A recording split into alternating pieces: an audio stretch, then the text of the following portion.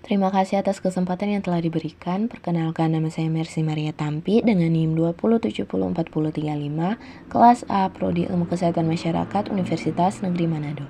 Pada saat ini saya akan mempresentasikan tentang pemantauan epidemiologi penyakit hepatitis di rumah sakit untuk memenuhi tugas mata kuliah epidemiologi klinik.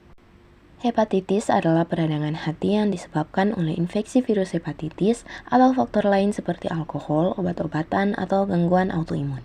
Perlu diketahui, terdapat beberapa jenis virus hepatitis yang paling umum, yaitu hepatitis A, B, C, D, dan E. Masing-masing virus memiliki cara penularan dan karakteristik klinis yang berbeda. Pemantauan epidemiologi penyakit hepatitis di rumah sakit sangat penting untuk mengidentifikasi, melacak, dan mengendalikan penyebaran penyakit ini. Berikut adalah beberapa langkah yang biasanya dilakukan dalam pemantauan epidemiologi penyakit hepatitis di rumah sakit. Yang pertama ada pencatatan kasus. Setiap kali ada pasien yang didiagnosis menderita hepatitis di rumah sakit, informasi tersebut harus dicatat dengan baik. Hal ini meliputi data demografis pasien, jenis hepatitis yang diderita, riwayat perjalanan penyakit, hasil tes laboratorium, dan lain sebagainya. Kemudian ada pelaporan. Setiap kasus hepatitis yang dicatat harus dilaporkan ke lembaga kesehatan setempat yang bertanggung jawab atas pemantauan penyakit menular. Biasanya ini dilakukan melalui sistem pelaporan yang telah ditetapkan seperti Sistem Pelaporan Penyakit Menular atau SP2M di Indonesia. Setelah kasus hepatitis dilaporkan, langkah selanjutnya adalah melakukan penelusuran kontak. Tim kesehatan akan mencoba mengidentifikasi orang-orang yang mungkin telah terpapar hepatitis melalui kontak dengan pasien yang terinfeksi. Informasi tentang kontak ini akan dicatat dan mereka dapat diberikan saran atau tindakan pencegahan yang sesuai.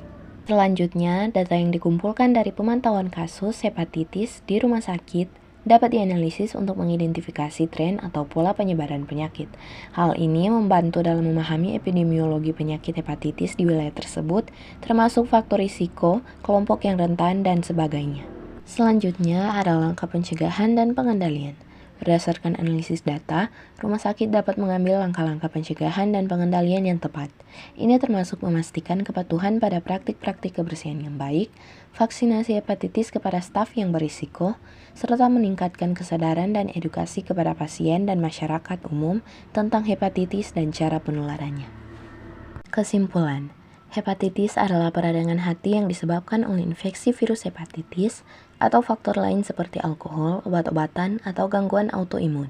Pemantauan epidemiologi penyakit hepatitis di rumah sakit sangat penting untuk mengidentifikasi, melacak, dan mengendalikan penyebaran penyakit ini.